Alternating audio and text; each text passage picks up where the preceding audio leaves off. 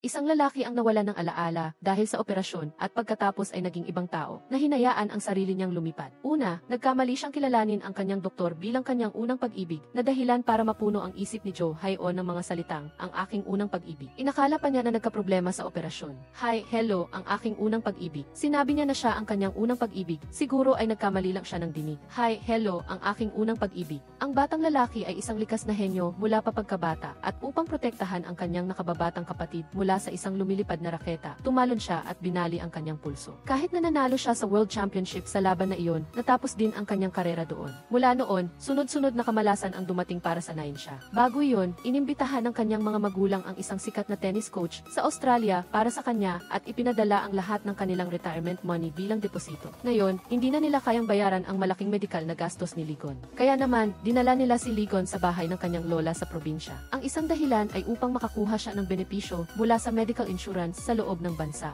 Ang ikalawa ay nagpasya silang palitan si Ligon ni Lisin para mag-aral sa ibang bansa. Ayaw nilang masaktan ang kanilang anak sa nakita niya. Pero hindi nila alam na nasa tabi lang siya ng pinto at narinig ang lahat. Nang malaman ni Ligon na gusto siyang iwan ng kanyang mga magulang, hindi na siya nag-isip pa, inimpake ang kanyang mga gamit at humabol. Huwag niyo akong iwan, isama niyo ako. Ngunit nang makita siya ng kanyang mga magulang sa loob ng kotse, nagpumilit pa rin silang utusan ang driver na bilisan ang pag-alis. Habang hinahabol niya, nadapa siya sa simula ng tulay at nahulog sa lawa ang medalya na nakasabit sa kanyang liit. Sa pagkabigla, gusto niyang kunin ang medalya, ngunit dahil sa kanyang nasugatan kanang kamay, nahulog din siya. Sa kabutihang palad, hindi namatay si Ligon at iniligtas siya ng isang batang babae mula sa nayon at lumipas ang 15 taon. Nang maging matanda na, wala na ang sigla ng pagkabata ni Ligon. Lubos siyang nalulumbay at walang tiwala sa sarili at wala siyang lakas ng loob na dumalo sa reunion ng kanilang klase. Siya ay labis na nag-aalala at nag-aalinlangan dahil maaaring makita niya ang kanyang unang pag-ibig sa reunion. Iyon ang batang babae na nagligtas sa kanya noon. Pagkababa pa lang ng eroplano, tinakpan na siya ng kanyang mga magulang. Lumalabas na ang kanyang nakababatang kapatid ngayon ay isang sikat na tennis player sa Korea. Kung ikukumpara sa kanya, si Ligon ay malabo at malungkot at maaari lamang magpanggap bilang si Lisin upang tulungan ang kanyang kapatid na iniiwasan ang mga panggugulo ng mga baliw na tagahanga. Isang mapaglarong tadhana na ang lahat ng ito ay dapat sana ay sa kanya. Ngunit ngayon ay kailangan niyang sumunod sa kanyang kapatid para kumita ng pera. Hindi sinasadyang nabangga ni Ligon si Joe Hyon na kakababa lang ng eroplano at napagpalit ang kanilang mga bagay. Ang kanyang buhay ay malapit nang magbago ng husto dahil sa banggaang ito. Si Joe Hyon ay isang psychiatrist sa Korea. Sa loob ng 10 taon, isinasagawa niya ang isang proyekto na tinatawag na Bad Memory Eraser. Ang proyekto ay kayang burahin ang masasamang alaala sa utak ng tao. Hindi pa nagtatagal, nakamit ng kanyang pananaliksik ang kahangahangang tagumpay. Ang subject number 107 ay nalulumbay at nawawala ng gana sa pagkain dahil sa electric shock. Ngunit sa pinakahuling eksperimento, naging napakaganang kumain ito. Inihayag niya sa publiko ang resulta ng eksperimento para makakuha ng investment at hindi sinasadya, nalaman niyang napagpalit ang kanyang bagahe na naglalaman ng mga research documents. Tinawagan niya si Ligon para makipagpalit kaagad, ngunit ang kabilang dulo ng telepono ay laging busy, na halos ikabaliw niya. Buong araw na walang ganang tingnan si Ligon, kaya hindi napigilan ng kanyang mga magulang na magdagdag pa ng ilang salita. Ngunit 3 salita lamang ang isinagot ni Ligon sa kanila. Pasensya na, lagi ka na lang humihingi ng pasensya. Ano bang dapat mong ikahiya? Ang kawalan ng tiwala sa sarili ay nagparamdam kay Ligon na wala siyang lugar sa puso ng kanyang mga magulang. Nakita niya ang kanyang ina na nagsasali ng kanin ayon sa pagkakasunod-sunod at kailangan niyang aminin na si Lisin ang nasa unang pwesto sa pamilya.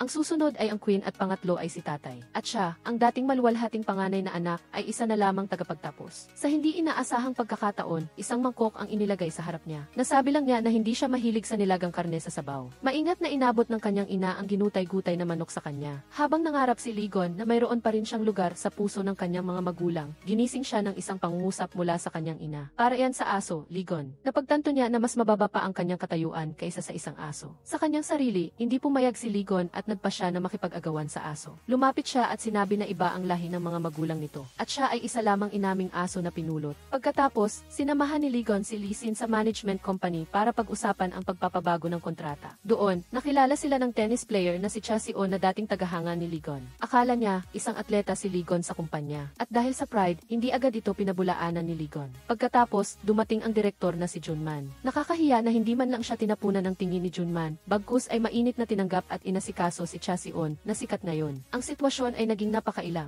Sa sandaling ito, lumapit si Lee Sin upang hindi maging pasanin sa kanyang kapatid. Nagkunwari siyang walang alam at binago ang usapan. Sinabi niya sa kanyang kapatid na bumaba at bilhan siya ng isang iced americano. Sumunod si Ligon, ngunit nanatiling mababa ang kanyang tingin sa sarili. Lagi niyang iniisip na gusto lang siyang utusan ni Lee Sin. Sa sandaling ito, tumunog ang kanyang telepono. Si Jo Hae-on mula sa ospital ang tumawag. Sinabi niya na iwan niya ang address at ipapadala niya ang bagahe sa loob ng isang linggo. Pagkatapos ay nagmamadali siyang ibinaba ang telepono. Ito ay nagpainis ng husto kay Jo Hae-on. Pagdating ni Ligon sa meeting room dala ang iced americano, inihagis ni Junman ang isang tumpok ng mga dokumento at sinabihan siyang i-photocopy ang mga ito. Bago umalis, sinabi ni Ligon na ang datos ay mga numero lamang. Ang pag-aanalisa ayon sa sistema ay mahalaga at agad na hindi mapakali si Cha Si-on. Sinabi niya kay Ligon na mag-analisa kaagad. Sumulyap si Ligon kay Junman sa tabi niya, naghintay sa hudyat nito bago siya nagsalita. Batay lamang sa datos sa report, mabilis na naisip ni Ligon na nagkaroon ng knee injury si Cha Si-on. Ang sinabi niya ay lubos na nagpagalit kay Junman. Matagal na siyang naiinis kay Ligon at sinumbatan siya kung bakit siya nagsalita ng ganoong masasamang salita sa atleta. Walang awa rin niyang sinabi na si Ligon ay isang walang kwentang tao na umaasa lamang kay Lee Sin.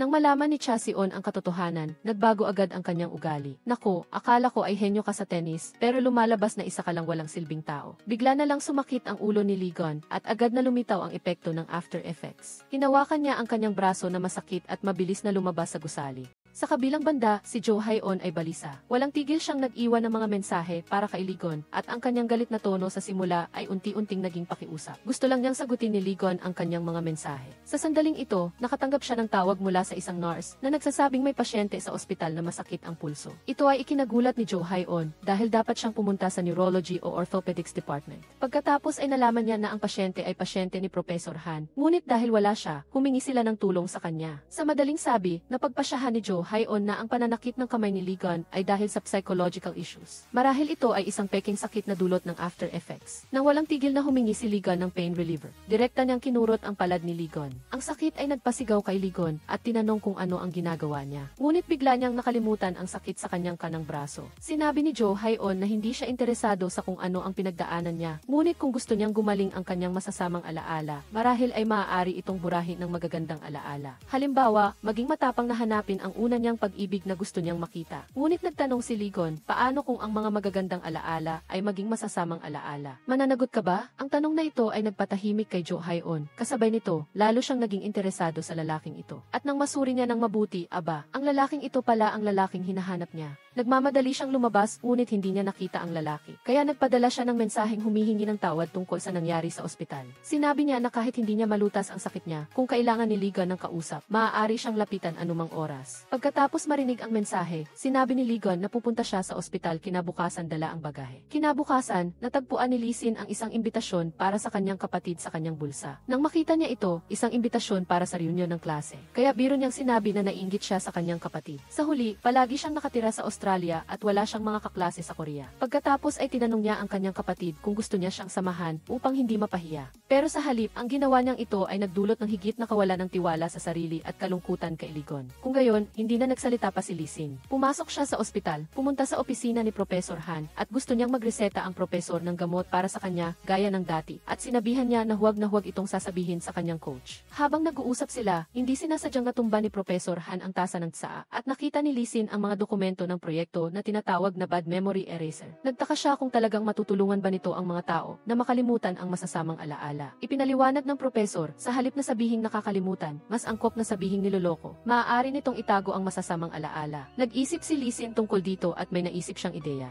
Sa kabilang banda, ang fundraising event para sa proyekto ni Jo Hae-on ay ginaganap din ngayong araw. Ngunit sa gitna ng kaganapan, isang hindi inaasahang pangyayari ang naganap. Ang napakahalagang subject number 107 ay nakatakas mula sa kulungan na nagdulot ng malaking kaguluhan sa loob ng ospital. Nang akala niyang ihagis ang pagkain para mahuli ito, biglang dumaan sa labas si Ligon na nagmamaneho. Ang pag-reflect ng ilaw ay nagpa-trigger sa subject. Agad itong dumaan sa pinto at tumakas, at narinig lang ang tunog ng pag-crack at matinding pagpreno. Ang mga bunga ng pananaliksik ni Jo Hae-on Haon sa loob ng higit sa 10 taon ay biglang naging abo. Hindi alam ni Ligon, akala niya ay alaga itong daga ni Jo Haon. Kaya gusto niyang bayaran ang daga. Nawala ng kontrol si Jo Haon at nagbitaw ng masasamang salita. Sinasabi na bakit siya walang pakialam sa isang buhay na nilalang. Kasabay nito, sinabi niya na mas walang silbi ang kanyang buhay kaysa sa isang daga. Patuloy na pinahirapan si Ligon ng kanyang mga salita at umalis siya sa bahay nang hindi man lang naghapunan. Hindi niya rin nakita na sadyang inihaw ng kanyang ina ang manok para sa kanya nang walang sabaw. Hindi niya rin alam na sa araw na iyon, piprotektahan siya ni Lising. Tama, hindi ako magpapabago ng kontrata sa pagkakataong ito dahil hindi ko hahayaan na isipin mong gagamitin mo rin ako para kumita ng pera. Sa huli, si Ligon, na nalilito, ay tumalon sa ilog para tapusin ang kanyang buhay. Nang dalhin siya sa ospital, 2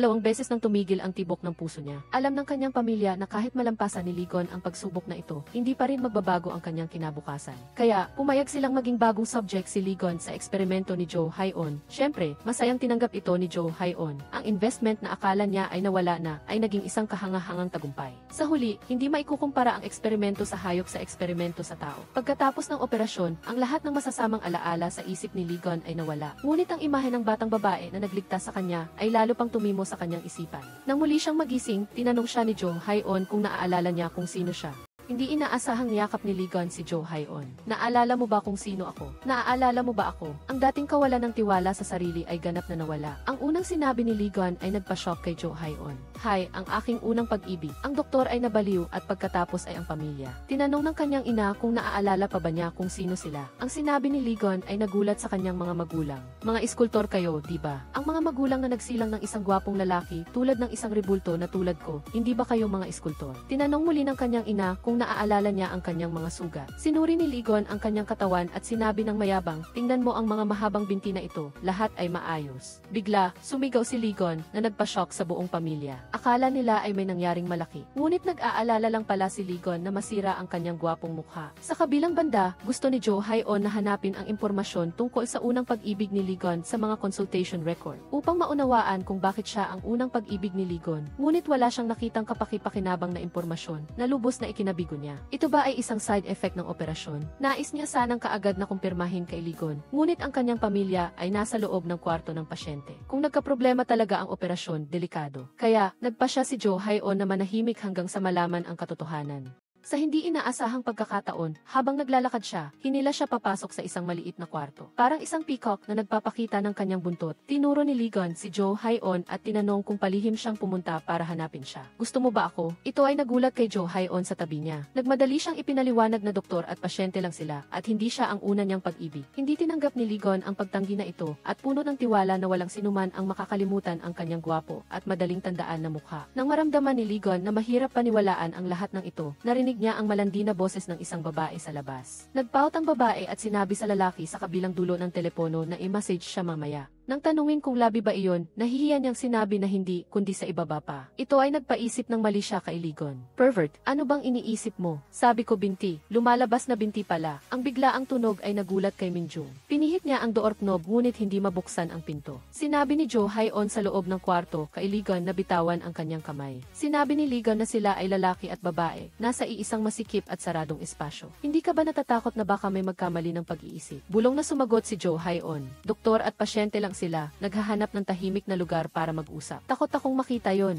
Sa tiwala niyang pagkampay ng kamay, sinabi niya kay Ligon na buksan ang pinto. Nang marinig niyang ang lalaking kasamahan na si Tsi, na kanyang lihim na hinahangaan, ay nasa labas din ang hindi inaasahang sitwasyon, ay nagpa-realize kay Jo Haon ng isang problema. Kahit na matagumpay na nabura ang masamang alaala ni Ligon, tila ang mga kalamnan ay naapektuhan pa rin. Sinubukan niyang tanungin si Ligon kung bakit hindi niya ginagamit ang kanyang kanang kamay. Isang kamay lang ay sapat na para sa akin. Bago pa matapos magsalita si Jo Haon, narinig niya na parang gusto nilang tawagin ang security sa labas. Bigla siyang kinabahan. Upang maprotektahan ang kanyang reputasyon, sinabi niya kay Ligon na magtago sa kalapit na laundry basket. Ngunit, medyo may si Ligon. Tiyak na hindi siya pumayag sa walang katuturang kahilingan na ito. Dahil walang pagpipilian, iminungkahi ni Jo Haon na magdesisyon sa pamamagitan ng laro ng rock, paper, scissors. Nang hawakan ng security guard ang susi para buksan ang pinto, nagpanggap si Jo Haon na may hawak na telepono at lumabas. Niloko niya ang lahat sa labas gamit ang kanyang napakahusay na pag-arte. Pumunta ang ina ni Ligon sa kwarto ng pasyente, ngunit hindi niya nakita ang kanyang anak. Agad siyang tumakbo sa counter at nagtanong sa nurse. Sa hindi inaasahang pagkakataon, pagkatapos magtanong, walang nakakaalam. Ano na? Patay na tayo. Pagkatapos, bumalik si Ligon sa bahay at nagbabad sa bathtub. Akala pa niya ang kwarto ni Lisin ay sa kanya. Nagbago rin ang kanyang pananamit. Nagsimula siyang mahilig sa makukulay na damit, ang aso sa tabi niya ay umakit sa kanyang atensyon. Hindi mo kasalanan na pangit ka. Pero, kasalanan mo kung hindi mo inaalagaan ang sarili mo. Nang makauwi si Lee Sin, agad na tumakbo ang aso sa kanya na parang humihingi ng tulong. Nakita ni Ligon na walang galang si Lee Sin, tinawag lang siya sa pangalan. Agad siyang gumawa ng panuntunan na tawagin siyang kuya. Matapos disiplinahin ang nakatatanda, sinimulan niyang disiplinahin ang nakababata. Sinabi ni Ligon kay Lee Sin na turuan ng maayos ang aso. Nakauwi na ang panganay na anak na hindi man lang bumabati. Sa susunod na mangyari ito, papatulugin ko ang aso sa ilalim ng mainit na araw sa tag-araw o sa labas sa malamig na hangin. Ang buong pamilya ay nagsisikap na punan ang mga nawawalang alaala ni Ligon.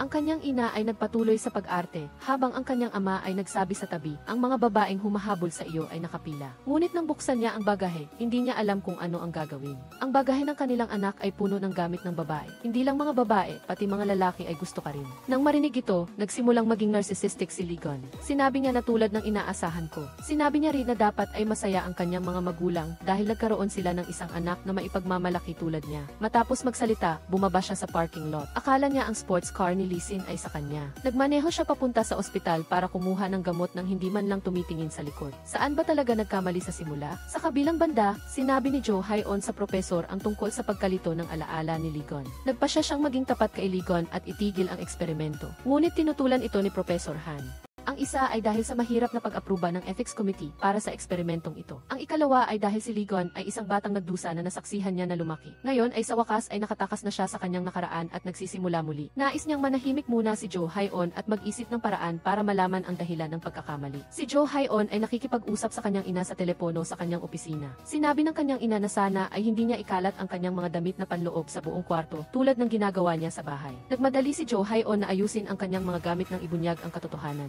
Narinig niya muli ang kanyang ina na nagrereklamo na ang kanyang anak ay maganda sa lahat ng aspeto, maliban sa kanyang dibdib na namanan niya sa kanyang ama. Ito ay hindi tinanggap ni Jo Hae-on at agad siyang nakipagtalo sa kanyang ina. Hindi napansin ni Jo Hae-on na biglang huminto si Ligon sa harap ng kanyang opisina. Dali-daling pinuto ni Jo Hae-on ang tawag ng may takot, habang si Ligon ay nagtatanong kung bakit siya makikipag-usap sa kanyang biyenan sa ganoong paraan. Ipinagmalaki pa niya ang pagkuha ng isang bote ng mainit na gatas mula sa kanyang manggas nang makita niyang tila hindi pa rin siya naaalala ni Jo Hae-on. Confidently niyang sinabi na okay lang, sapat na naaalala kita. Nalaman ni Cha Si-on na nasa ospital si Ligon mula kay Lee Sin. Nagdala siya ng tennis racket bilang regalo sa kanyang dating idolo. At casual siyang nagtanong kung bakit nawala ang medalya na iyon. Ang tanong na ito ay parang nagbukas ng Pandora box. Ang mga nakaraang alaala ay patuloy na naglalaro sa isipan ni Ligon na parang isang pelikula. Bigla siyang hinimatay dahil sa matinding sakit ng ulo. Agad na tumakbo ang kanyang matalik na kaibigan sa ospital upang bisitahin siya pagkatapos marinig ang balita. Dahan-dahang lumabas ang isang lihim na walang nakakaalam. Lumabas na ang dahilan kung bakit tumalon si Ligon sa ilog noong gabing iyon ay hindi simple. Bago mangyari ang insidente, sumunod siya sa payo ng kanyang kaibigan na dumalo sa isang high school reunion at nakita ang medalya na nawala noon sa pagtitipon na iyon. Nalaman din niya ang tungkol sa babaeng nagdala ng medalya. Siya ang babaeng nagpabukas muli sa kanyang mga mata upang harapin ang mundong ito. Nang isa-isang tumalikod at umalis sa kanya ang lahat, siya lamang ang nag-abot ng kamay upang tulungan siya. Ito rin ang nag-iisang dahilan para mabuhay pa siya. Ngunit nang sundan niya ang anino niya papunta sa parking lot, nalaman niyang may kasintahan na pala ang babae. Ang mas hindi niya matanggap ay ang kasintahan nito ay walang iba kundi si Lee Sin. Ang taong umagaw sa lahat ng bagay mula sa kanya. Sa sukdulang paghihirap, nag-open up siya sa kanyang matalik na kaibigan.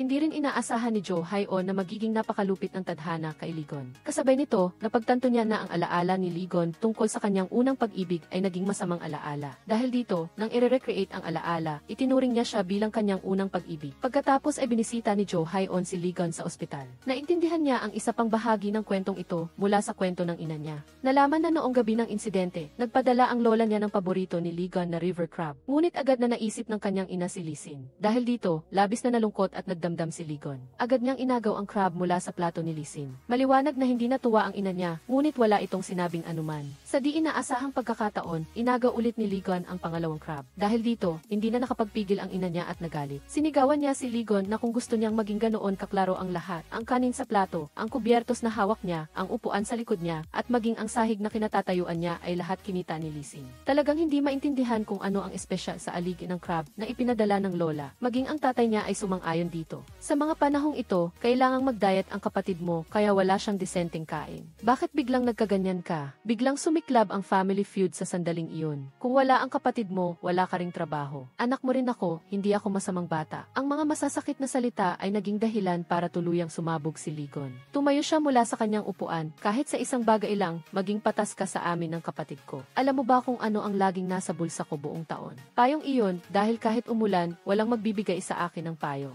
Sa huli, hindi pa rin sinabi ni Ligon ang tungkol sa kanyang unang pag-ibig. Kino-question siya ng kanyang ina na kahit hindi siya naiintindihan paano niya nasabi ang mga ganoong bagay. Ngunit sa huli, naisip niya na hindi niya talaga nagampanan ang tungkulin ng isang ina. Nagpapasalamat din siya na nawalan si Ligon ng alaala na nagbigay sa kanya ng pagkakataon na maging isang mabuting ina muli. Nagising si Ligon, pumunta sa tennis court at muling hinawakan ang racket. Ngunit pagkatapos lamang ng ilang hampas, pakiramdam niya ay naubusan siya ng lakas. Tumulo ang luha niya sa kalungkutan, sinasabing marahil ay dahil matagal na siyang hindi naglalaro ng tennis. Nang makita ito, tumakbo si Jo Hae-on para aliwin siya o kailang na magsimula muli. Maging sa sports o sa pag-ibig, sa sandaling iyon, ang machine na nagpa-practice ay naglabas ng isang bola. Upang protektahan siya, sinambot ni Ligon ang bola gamit ang kanyang kanang kamay na mahiwagang gumaling. Nangangahulugan din ito na ang sakit na gusto niyang kalimutan sa loob ng 15 taon ay tuluyang nabura sa sandaling ito. Si Jo Hae-on, na nag-aalinlangan kung ititigil ba niya ang eksperimento, ay nagdesisyon. Sa kanyang pagmamataas bilang isang doktor, naniniwala siya na tiyak na mahahanap niya ang lunas para sa binata sa harap niya. Kaya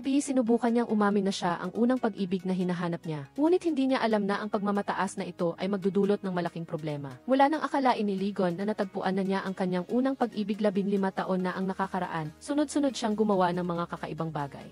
Halimbawa, bigla siyang huminto habang nag-uusap at nagbigay ng bulaklak at nag-abot ng payong tuwing umuulan. Kahit tumalikod siya, makikita pa rin niya si Ligon sa lahat ng dako. Nararamdaman ni Jo Hae-on na kung magpapatuloy pa ito, baka habang buhay siyang hindi mapapatunayang walang kasalanan. Huwag kang gagawa ng mga kalokohan, huwag kang mag-propose sa harapan ko. Nang makita niyang papalapit na ang crush niyang si Tsi, nanumpa siya na sa pagkakataong ito ay tiyak na putulin na niya ang koneksyon sa paboreal na si Ligon. May boyfriend na ako. Hindi niya inaasahan na makikipagkaibigan si Ligon sa kanyang mga kasamahan at kahit ang lihim niyang pagiging single mula pa sa chat ng kanyang ina ay nalantad. Agad na kumalma si Jo Hae-on at mabilis siyang nag-isip ng paraan. Nagsinungaling siya na nagsisimula pa lang silang mag-date. Jo Hae-on, hahaha, marahil ay hindi alam ni Tsi na may bago siyang papel sa buhay ni Jo Hae-on. Sa GIF, nakita ni Ligon na lumabas-masok sina Jo Hae-on at Tsi, ang inggit sa kanyang puso ay tuluyang sumabog. Nang tanungin siya ni Gokbong, mayabang siyang tumangging nagsiselos siya, ngunit ang kanyang katawan ang naglantad sa kanyang damdamin. Bakit bigla silang nawala? Lihim niyang sinundan ang dalawa palabas ng ospital at nalaman niyang si Jo Hae-on ay ganap na bulag sa pag-ibig. Binigyan siya ni Tsi ng murang bagay mula sa isang street stall, habang nakasuot naman siya ng kwintas na may pendant na yari sa Ice Tower. Iyon lang ang itinuring na matching item. Sa inis, binigyan ni Ligon si Tsi ng size 42 na sapatos para matauhan ang babaeng mahal niya at malaman kung sino talaga ang taong mabuti para sa kanya. Maingat na naghanda si Ligon ng isang hapagkainan na puno ng masasarap na pagkain sa kantin ng ospital. Ngunit masyado siyang mayabang para imbitahan si Jo Hae-on, kaya doon lang siya at pinupuri at inilalarawan ang bawat ulam. Hindi niya inaasahan na si Jo Hae-on sa mga sandaling iyon ay naiinis lamang kay Ligon na ginugulo ang kanyang sweet date kasama si Tsi.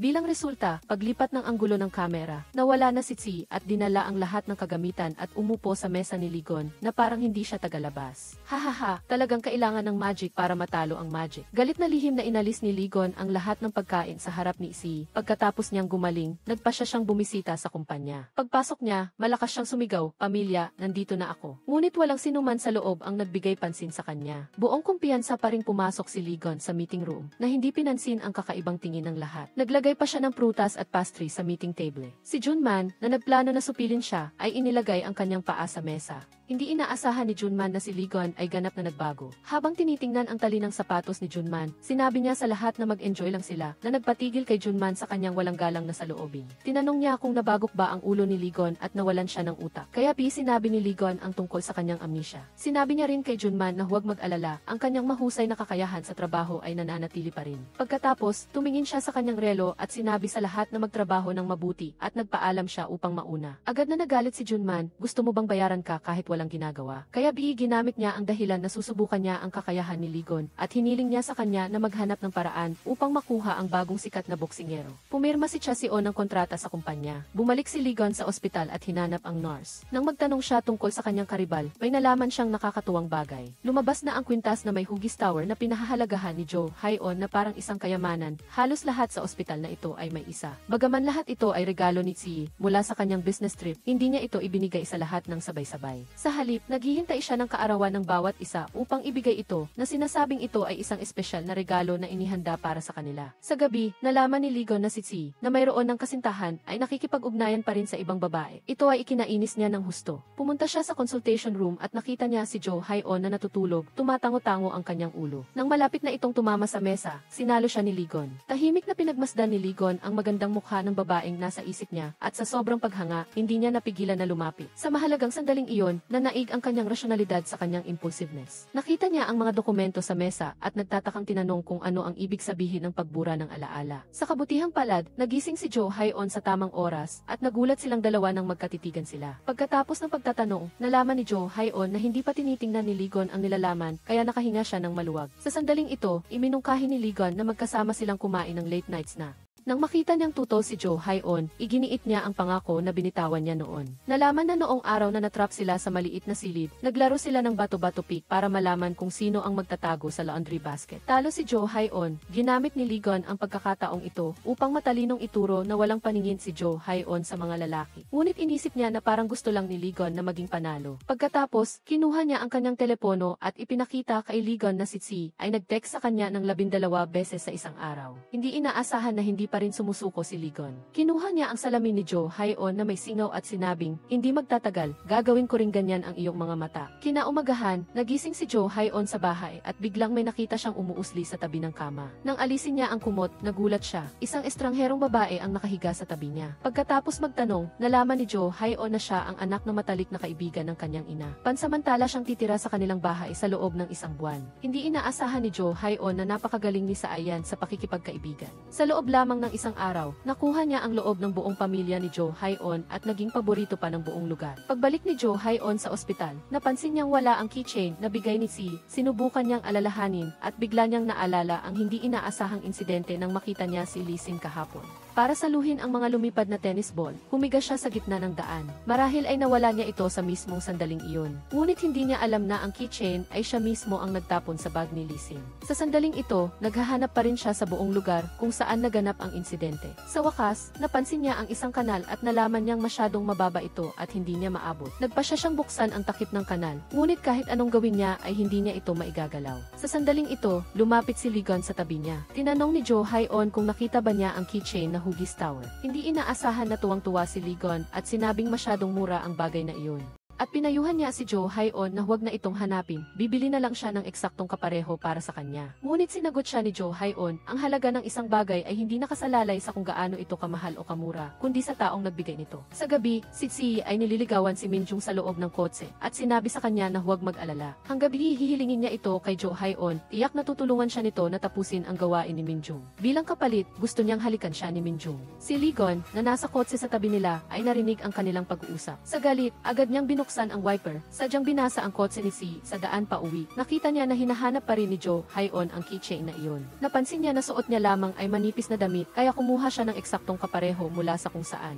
Nang tanungin siya ni Jo Hae-on, nagsinungaling pa siya na sadyang ninakaw niya ito dahil sa selos. Nanginginig si Jo Hae-on habang naghahanda siyang mag-text kay Tsi para tanungin kung ano ang ginagawa nito. Balak sanang ibigay ni Ligon ang kanyang jacket sa kanya, ngunit nag-alinlangan siya sandali. Sa huli, itinapon niya ito kay Jo Hae-on at nagreklamo na masyadong mainit ang panahon. Ngunit hindi ito pinahalagahan ni Jo Hae-on. Naiinis din siya at balak bumalik sa ospital nang malaman niyang magkikita si Ji at Minjung. Kaya hinila ni Ligon si Jo Hae-on at pinangako sa kanya na anuman ang mangyari, huwag siyang malulungkot at huwag siyang iyak. Tinawag si Lee Sin sa istasyon ng pulisya at isinalaysay ang gabi ng pagtalon niya sa tulay mula sa kanyang pananaw. Noong gabing iyon, matapos mag-away ang kanyang kuya na si Ligon at ang kanilang ina, sumunod siya sa labas dahil sa pag-aalala. Nang makita niyang nakaupo ang kanyang kuya sa rehas ng tulay, naisip niya na mas mabuting iwanan na lang si Ligon ng mag-isa. Kaya, tumalikod siya at umalis, ngunit pagkatapos lamang ng ilang hakbang, nakarinig siya ng tunog ng isang bagay na nahulog sa tubig. Nang lumingon siya, wala na ang kanyang kuya sa tulay. Nagmamadali siyang tumakbo pababa ng tulay at agad na tumawag para humingi ng tulong. Nagduda ang pulisya dahil bago pa dumating ang rescue team, nailigtas na ni Lee Sin ang isang tao at naiahon sa pampang. Ayon sa testimonya ni Lee Sin, tumakbo siya sa ilalim ng tulay ng mas maaga, kaya imposibleng mailigtas niya ang isang tao sa loob ng maikling panahon. Sa sandaling ito, dumating si Junman sa tamang oras at naresolba ang panganib. Ang ina din ng magkapatid ay napakalakas at masasabing hindi talaga pinansin ang kuya na si Ligon, ngunit labis niyang kinokontrol ang nakababatang kapatid na si Lee Sin. Mula sa paggising hanggang sa pagtulog, bawat minuto at segundo Sabado ay naka-schedule. Nang makita niyang nagsasanay si Lee Sin, karaniwan nang nagagalit ang ina niya kapag naglalaan ang anak niya ng oras sa pagpirma sa isang bola. Nang pumunta si Lee Sin sa isang psychological clinic, malinaw na ipinakita niya ang isang napakaseryosong obsessive-compulsive disorder. Patuloy na inaayos ang mga inumin sa harap niya. Napansin ito ni Jo Hae-on dahil ang ilang professional athletes ay nagkakaroon ng ganitong sintomas dahil ayaw nilang bigin ang mga inaasahan. Sinabi ni Lee Sin ang maraming tao na hindi niya maaaring bigin, ngunit wala siya sa listahan. Ito ay hindi direktang nagsasaad na hindi pa nabubuhay si Lee Sin para sa kanyang sarili, ngunit nabuhay lamang siya sa mga inaasahan ng iba hanggang ngayon. Bukod pa rito, si Lee Sin ay talagang isang napakainit na tao dahil sa buhay na inayos ng kanyang ina, nawala niya ang pagkakataong magbigay ng mga autographed baseball sa kanyang mga tagahanga. Magulo ang eksena, ngunit kinabukasan, pagpasok ni Gokbong sa klase, ang sumalubong sa kanyang mga mata ay ang mga regalo na maayos na nakasalansan. Sa kotse, mainit na hinahalikan ni si Minjung nang mapansin niya na may iba pang lalaki na lumalapit sa isda niya. Nagmamadali siyang tumakbo upang maging isang bayani at iligtas ang kanyang prinsesa. Napansin ni Ligon na nawala na ang babae sa kotse, kaya nakahinga siya ng maluwag. Ngunit sa mata ni Jo Hae-on, isa lamang siyang lalaking may bastos na ugali. Paano siya maihahambing kay si? Ang ihi na mahusay sa lahat ng bagay ay gumamit ng dahilan na kailangan niya si Minjung para sa tulong, kaya ipinasa niya ang lahat ng trabaho nito kay Jo Hae-on pagkatapos makakuha ng kumpirmasyon. Agad siyang pumunta kay Minjung para magsaya. Walang pakialam kay Jo Hae-on, nakakasabi lang na gutom siya. Gusto siyang yayain na mag-late night snack kasama niya. Ito ay nakasakit sa damdamin ni Ligon na nasa tabi at nasaksihan ang lahat. Dahil lang sa isang pangungusap ni Si, handa na siyang tulungan ang iba na tapusin ang trabaho. Kahit na hindi naman ito trabaho ni Si, nais ni Ligon na tumigil si Jo Hae-on sa paggawa ng mga ganoong katangahan. Ngunit sinagot siya ni Jo Hae-on na ang lahat ng ginagawa niya ay lumampas na sa limitasyon. Kinuha niya ang keychain na ninakaw at sinabi kay Ligon na ang lahat ng ginagawa niya ay para lang sa sarili niyang kapakanan. Nang tangkain ni Ligon na magpaliwanag, sinampal siya ni Jo Hae-on, ang isang lalaking napakabentahe ng kanyang imahe ay naging tahimik sa sandaling ito. Marahil ay mas malaki ang sakit sa kanyang puso kaysa sa sugat sa kanyang mukha. Nang matapos ni Jo Hae-on ang trabaho ni Minjung, nakakita siya ng isang kahon ng band-aid sa drawer. Nag-alinlangan siya sa hallway sandali, ngunit sa huli ay hindi niya ito ibinigay kay Ligon. Pagbalik niya sa consultation room, nakita niya ang isang tasa ng mainit na kape sa mesa. Nakasulat sa papel, umuwi ka at magpahinga. No! Tuwang-tuwa na kinuha ni Jo Hae-on ang tasa ng kape. Hindi niya alam na ang kape na iyon ay galing pala kay Ligon. Pag-uwi ni Lee Sin pagkatapos ng kanyang morning job, nakita niya na natutulog ang aso sa labas ng bakuran. Lumipat ang eksena at nalaman na tumakas pala ang kuya niya mula sa ospital at umuwi. Tinanong ni Lee Sin kung bakit pinalayas niya ang aso sa bakuran.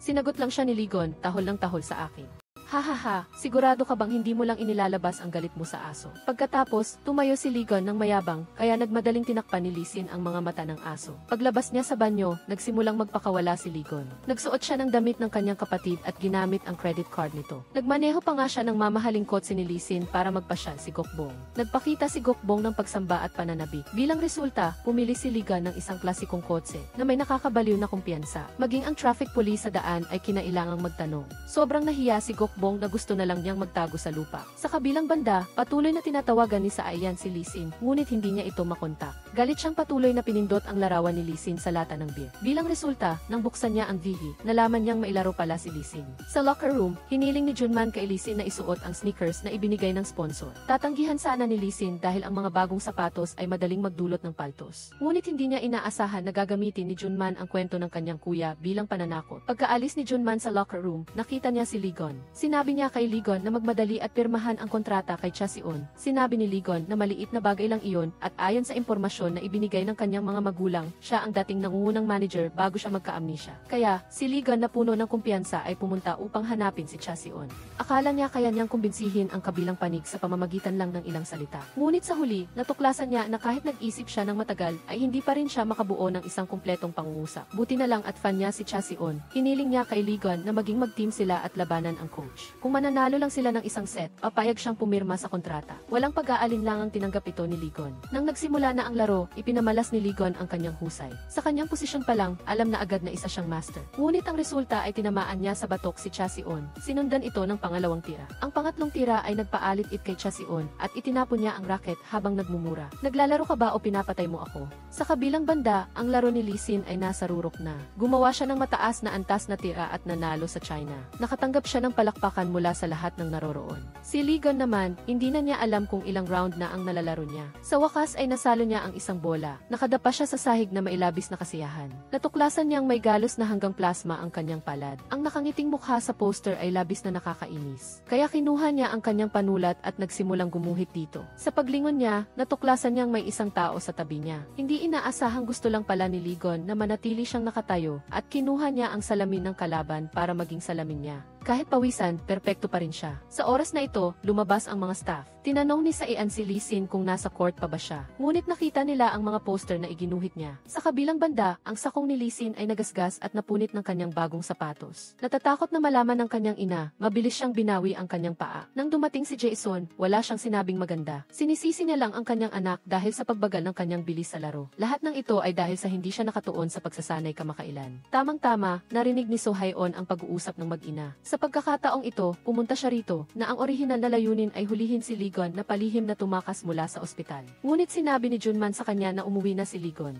Hindi sinasadyang nabangga niya ang mga itlog sa kamay ni Lee Sin habang bumibili siya ng gamot sa supermarket. Akala niya ay dalawang ordinaryong itlog lang iyon. Hindi niya akalain na sobra-sobra ang reaksyon ni Lee Sin. Halos maiyak siya mismo sa lugar. Lumabas na ang mga ito ay ang dalawa niyang maswerte na itlog. Sa tuwing may laban, palagi siyang naghahanda ng dalawang itlog. Ngunit ngayon, basag na ang kanyang mga itlog. Ibig sabihin ay matatalo si Lee Sin sa finals bukas. Sinabi ni So-haeon na pamahiin lang iyon. Ngunit dismayadong bumulong si Lee Sin na kung matalo siya sa laro, hindi niya matatanggap ang 100 milyon na premyo. Ang pagkawala ng halagang ito ay nangangahulugan ng pagkawala ng 1-0. 0-0-0 tagahanga. Dinagdagan pa ng kita sa ad at mga sponsorship. Ang kabuang pagkalugi ay maaaring umabot sa 1 bilyon. Biglang natigilan si So-haeon, nagdagdag pa si Lee Sin ng isang pangungusap. Kung magtamo siya ng isa pang pinsala sa court, magtatapos ang kanyang karera bilang isang atleta. Upang mapayapa ang mahinang kaluluwa ni Lee Sin, wala siyang nagawa kundi gawin ang pagtanggal ng sumpa tulad ng sinabi ni Lee Sin. Pumunta siya sa isang maliit na kainan upang kumain ng tteokbokki. Ngunit sa buong proseso, si Lee Sin ay nasa tabi lang niya at tumitingin ng may paghanga. Dinala si Lee Sin sa isang cake shop. Pinilit siyang tikman ang mint cake sa harap niya. Ang isang tao ay may mukha na puno ng pag-asa, habang ang isa naman ay tila nasisiyahan. Tiningnan ni Lee Sin ang cake sa harap niya.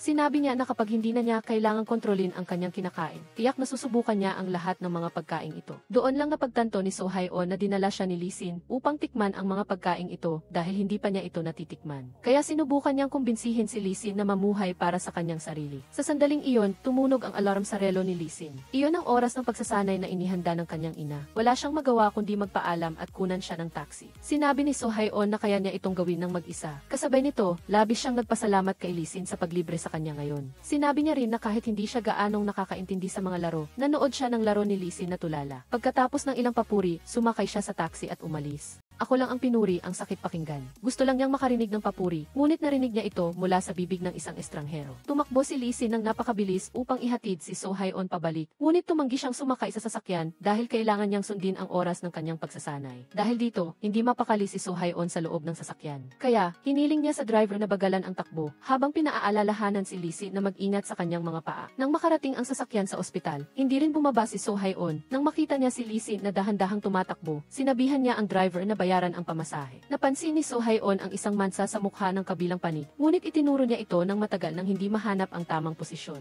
Kaya direkta niyang pinunasan ito para kay Lee Sin. Hindi niya napansin na nagbago ang mga mata ng kabilang panig. Sa sandaling ito, isang text message ang dumating at nagulat si Lee Sin. Ang kanyang kapatid na lalaki ay gumamit ng 900 at 900,000 para sa isang pagkain. Lumabas na pinakain ni Ligon ang mga doktor sa departamento ni So-haeon para lang makuha ang kanilang pabor. Ang kwintas sa liig ni Minjung ay nakaakit sa kanyang atensyon. Ang head nurse ay kaswal na binanggit na hindi niya makita ang keychain na may hugis store na nasa drawer niya. Tinanong din niya si Ligon kung nakita niya ito, na nagpataranta sa kanya at mabilis siyang uminom ng tubig upang kumalma. Pagkatapos ihatid ni Lee Sin si So-haeon, nakatanggap siya ng isang text message na nag-aabiso na gumastos na naman siya ng 770,000. Lumabas na nag-impact pa si Ligon ng take-out para sa bawat isa. Agad na nagtawagan ang dalawang magkapatid. Nagngingit-ngit na tanong ni Lee Sin kung bumili ba ang kanyang kapatid ng buong baka. Mabilis na binago ni Ligon ang usapan, sinabing nagawa na niya ang kanyang at credit card. Nalaman niya na nasa ospital si Lee Sin at gustong kunin ang kanyang card. Agad siyang humingi ng paumanhin at sinabing malayo siya. Hindi inaasahang kinuha ni Lee Sin ang keychain mula sa kanyang bulsa at tinawagan si So-haeon upang ibalik ito sa kanya. Dahil dito, napatalon si Ligon at dinaganan ang kanyang nakababatang kapatid. Ang dalawang magkapatid ay nakahiga sa damuhan at nagbalik tanaw sa kanilang mga mga lumang alaala. Lumabas na mula pa noong bata pa siya, mahal na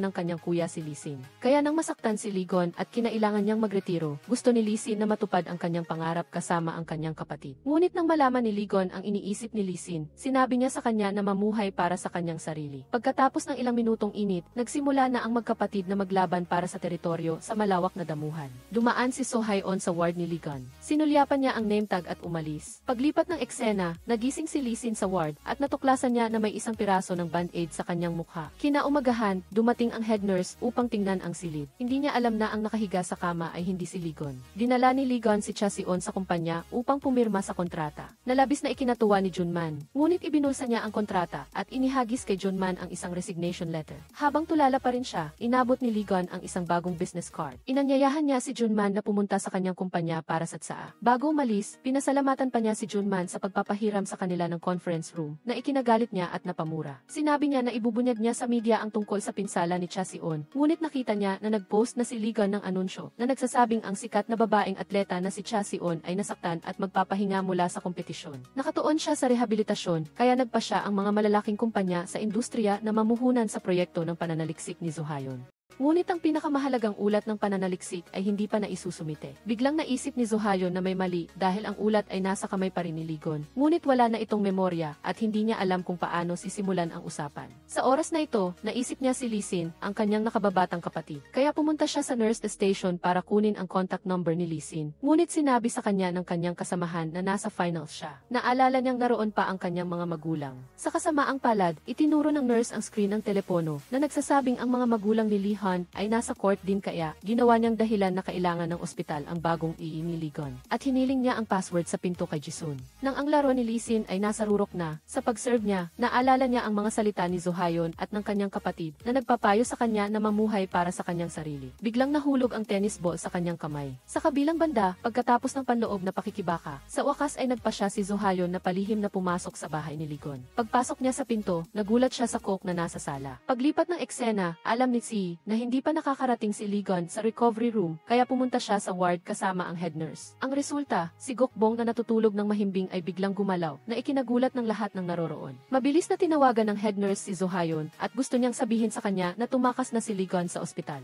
Ngunit si So Hae-on ay abala sa pagluwag ng coke kaya hindi niya ito nakita. Si So Hae-on ay parang magnanakaw na naghahanap sa kanyang mga gamit kung saan-saan. Hindi niya alam na si Ligon ay nagmamaneho pa uwi sa oras na ito kahit na sa huli ay nanalo pa rin si Lee Sin sa laro. Ngunit dahil sa kanyang pag-serve na nawala ng focus, patuloy siyang pinuna ng kanyang ina sa loob ng kalahating araw at gusto pa siyang bigyan ng ilang klase sa pag-serve. Sa unang pagkakataon, hindi sinunod ni Lee Sin ang kanyang ina, kinuha niya ang kanyang bag at sinabing gusto niyang umuwi para maligo at matulog ng mahimbing. Si So Hae-on ay nasa silid na parang isang langgam sa mainit na kawali at hindi niya ito mahanap sa mahabang panahon. Sa oras na ito, ang malaking pinto sa tabi ng kusina ay nakaakit ng kanyang atensyon. Itinulak niya ang pinto at pumasok sa madilim na silid. Walang ilaw sa silid, kaya binuksan niya ang kurtina at nakita niya ang larawan ni Ligon noong bata pa siya sa bookshelf. Doon lang napagtanto ni So Hae-on na ito marahil ang silid ni Ligon. Tulad ng inaasahan, natagpuan niya ang kanyang maleta sa ilalim ng desk. Nang handa na siyang umalis, napansin niya ang isang malabong anino sa pintuan. Agad siyang lumingon ngunit wala siyang makitang lugar upang magtago. Nang buksan ni Ligon ang sliding door, gumawa si So Hae-on ng pinakabobo na desisyon. Sa harap ni Ligon na dahan-dahang lumalapit, dahan-dahan niyang itinaas ang kanyang ulo. Ngumiti ng awkward, ngunit magalang at nagbigay ng kaunting pahiwatig sa episode na ito. Dapat ay nagmamadali na si Lee Sin na umuwi, ngunit hindi inaasahang hinarang siya ni Sa-eon sa daan. Ayon sa impormasyon, nag-date sina Sa-eon at Lee Sin. Ito rin ang paliwanag sa eksena ng paghalik sa parking lot sa episode 2. Ang lalaking mayabang ay naghanda na magtapat sa kanyang first love. Nang makita niyang pumasok ang kanyang first love sa elevator, gusto niyang gumawa ng isang destiny encounter. Kaya, tumakbo siya patungo sa ika-negatibo 2 palapag at matagumpay na naharang ang umaakyat na elevator. Nang bumukas ang pinto ng elevator, bigla siyang natigilan. Sa loob ay hindi lang ang kanyang first love, kundi pati na rin ang 200 EV na fluorescent lights. Gayunpaman, hindi nito napigilan ang lalaki na magpakita ng alindog. Natuklasan niya ang isang magandang bulaklak na parang ikaw. Nakatayo si Ligon mula sa lupa ng may takot. Sa loob ng 0.01 segundo, nakaisip siya ng paraan upang iligtas ang sitwasyon. Dito, kahit na awkward ang atmosphere, hindi ito nakapigil sa kanya na panatilihin ang kanyang posisyon. Ano man ang mangyari, ang ulo ay maaaring duguan, ang dugo ay maaaring dumaloy, ngunit hindi maaaring mawala ang dignidad ng isang lalaki. Napagtanto ni Ligon na hindi umusbong ang pag-ibig, kaya gusto niyang bumuo ng isang career para maging komportable komportable. Kung tutuusin, ang material na bagay ang pinakamalaking garantiya para sa pag-ibig, ngunit kinuha na ni Lee Sin ang credit card. Hindi niya rin makuha ang paunang bayad para sa pag-sign ng kontrata sa mga atleta. Sa makatuwid, nagpa siya siyang lumabas ng ospital upang maghanap ng mga mamumuhunan. Na ikinagulat ni Zo-Hyun, paano kung makasalubong niya ang isa o dalawang dating kakilala sa daan at maalala niya ang mga dating bagay, hindi ba tiki katapusan na niya? Kaya, hinarangan niya ang kotse ni Ligon sa gitna ng kalsada at nagpumilit na sumama sa kanya bilang kanyang medikal na tagapangalaga. Pagkasakay niya sa kotse, tinitigan agad siya ni Ligon ng may pagmamahal. Dinala ni Ligon si Zo-Hyun upang makilala ang isang big boss sa investment world. Tulad ng dati, puno siya ng kumpiyansa at sinabi niya na pumunta siya doon upang bigyan ang big boss ng isang pagkakataon. Ang tono niya na baliktad ay nagpatawa sa big boss. Inutusan niya ang kanyang mga tauhan na hilahin sila palabas. Ngunit nakaisip si Ligon ng isang plano sa loob lamang ng isang segundo. Sinubukan niyang makuha ang pabor niya at sinabi sa big boss na huwag pusta sa kabayo #5. Ito ay nakakuha ng kanyang interes. Agad na sinimulan ni Ligon ang isang on-the-spot na pagsusuri para sa kabilang panig. Pagkatapos ay nagbigay si Zo-Hyun ng kanyang opinyon mula sa medikal na pananaw na nagsasabing ang kabayo #5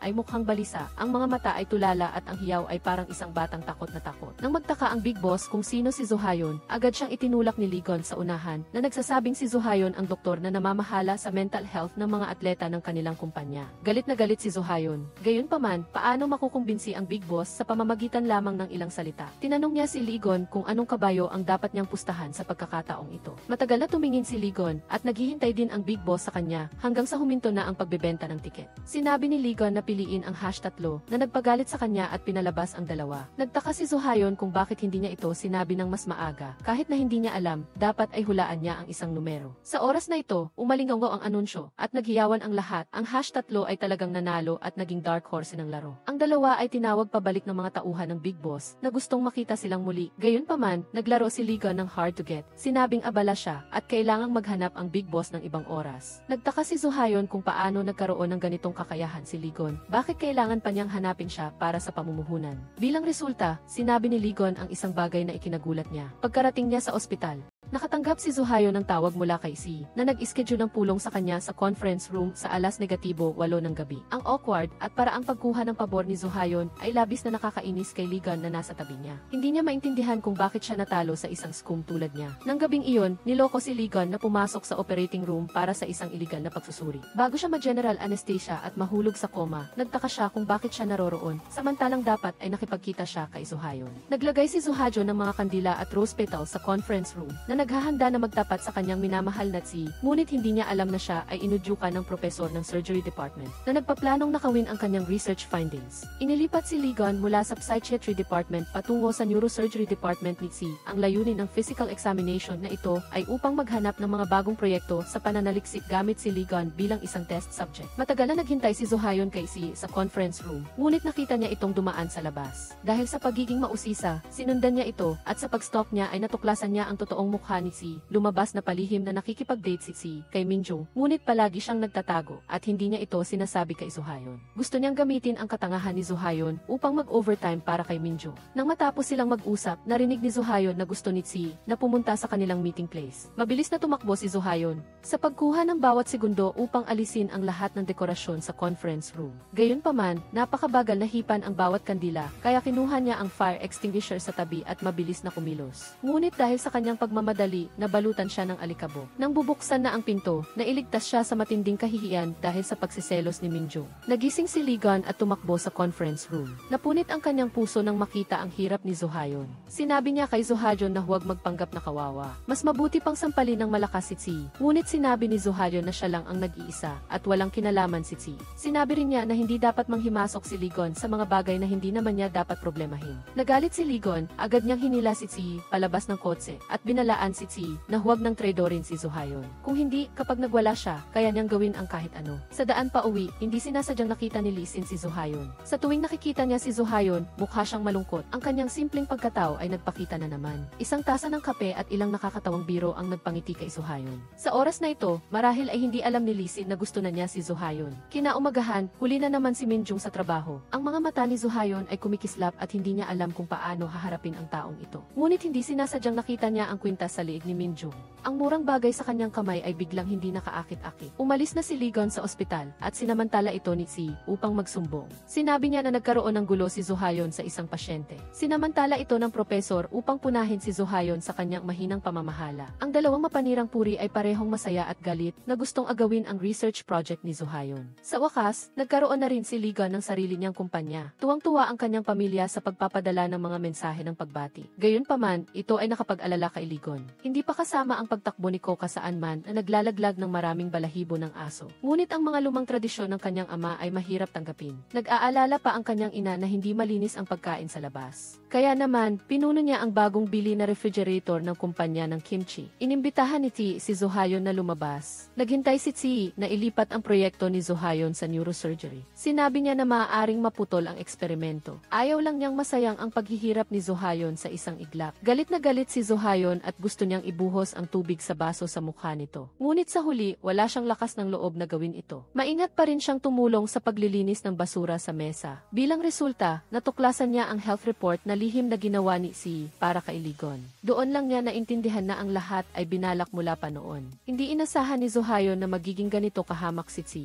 Ginawa ang general anesthesia nang hindi alam ng pasyente. Sinabi rin ni Si na kung gusto niyang magalit, dapat ay maging elegant siya. Kaya, binitawan ni Zo-hayon ang kwelyo ni Si at ibinuhos ang lahat ng basura na kinuha niya sa mesa. Ginamit niya ang kanyang mga aksyon upang sabihin kay Si kung ano ang pagiging elegant. Bago siya umalis, itinapon niya ang keychain sa basurahan. Binuksan ni Lee Gun ang pinto at nakita niya si Zo-hayon na basang-basa. Pilit na ngumiti si Zo-hayon at sinabi kay Lee Gun na huwag magulat. Nagpunta siya roon sa pamamagitan ng address sa Gi. Patuloy na nagsasalita si Zo-hayon nang walang pahintulot kay Lee Gun. Ito ba ay gawa sa marmol din? Mag-ingat ka, kung hindi, masakit ang iyong balakang sa loob ng mahabang panahon. Nakita ni Lee Gun ito ngunit hindi siya nagsalita. Tungkol sa dahilan kung bakit siya pumunta rito, sinabi ni Jo-hayon na hindi niya kailangan ang social security at iba pang mga benepisyo. Sapat na nabigyan siya ni Lee Gun ng matutuluyan. Pagkatapos, tinanong niya si Lee Gun kung nasaan ang kanyang kwarto. Nang makita niya na naguguluhan pa si Lee Gun, sinabi niyang naroon siya para mag-apply para sa trabaho bilang team doctor. Sa ganoong paraan, nagsimula ang kanilang pagsasama. Pagkatapos pag-usapan ang pangunahing storyline, punan natin ang butas na hinukay natin noon. Una, ang pagmamahal ni Jae-sun sa kanyang anak. Pagkatapos ng matinding pagsasanay, nakatulog si Lee Sin. Natuklasan ni Jae-sun ang mga palto sa talampakan ng kanyang anak. Pinilit niya si Junman na sabihin ang totoo. Ang sponsor ng sapatos ay napakalakas kaya hindi nila ito maaaring galitin. Ngunit para kay Jae-sun, hindi niya alam ang ibig sabihin ng hindi maaaring galitin. Dinala niya ang sapatos at nagpa siya na pumunta sa opisina ng sponsor. Kakanselahin niya ang kontrata sa harap nila. Kahit paharapin niya ang mahal na multa sa paglabag ng kontrata, determinado siyang protektahan ang kanyang anak. Ngayon, ilalahad ko ang katotohanan tungkol sa halik ni Lisin at Saayan. Sa reunion, si Saayan talaga ang naglagay ng medalya sa puno. Nakita ni Saayan si Lisin sa gathering. Pagkatapos, hinabol niya ito papunta sa kotse at pinuwersang halikan at pagkatapos ay sinampa si Lisin. Ang layunin niya sa paggawa nito ay dahil palaging iniiwasan siya ni Lisin. Parang siya ang inabandona, kaya ang halik na ito ay nangangahulugang nagmamahalan pa rin sila. Ang sampal naman ay ebidensya na siya ang unang nang iwan kay Lisin. Dati, hawak ni Saayan ang medalya, ngunit hindi niya nakilala si Lee Gun. Kaya, hula ng editor na baka napagkamalan niya si Lisin na si Lee Gun. Matapos matuklasan ni Jo-hayon ang tunay na ugali ni Si, siya na mismo ang naghanap ng investor. Ginawa niyang espesyal na arrangement ang pagpapaalis sa kanya ng ospital. Para mabantayan ang buhay ni Lee Gun, nalampasan niya ang masamang intensyon ng direktor ng ospital na sipain siya palabas ng proyekto. Hindi inaasahan na nang pumunta siya doon upang mag-apply para sa trabaho. Inayos na ni Lee Gun ang kanyang nararamdaman para sa kanya. Dati mahal kita, pero ngayon hindi na. Tinanggihan niya ang aplikasyon at gusto pa siyang paalisin. Nagpanggap siyang kaawa-awa dahil umuulan at lowbat ang kanyang telepono. Hindi inaasahan, hindi man lang gumalaw si Lee Gun. Direktang binuhat niya si Jo-hayon na parang prinsesa, balak siyang itapon sa labas. Bilang resulta, ang yakap na ito ay nagpatibok ng malakas sa puso ni Lee Gun. Sinabihan niya itong pumasok sa guest room para mag-charge ng telepono at umalis. Kinabukasan, paggising niya, nagulat siya sa nakita niya. Si Jo-hayon ay hindi lang hindi umalis, nag-order pa siya ng isang mesa ng pagkain mula sa labas para sa agahan.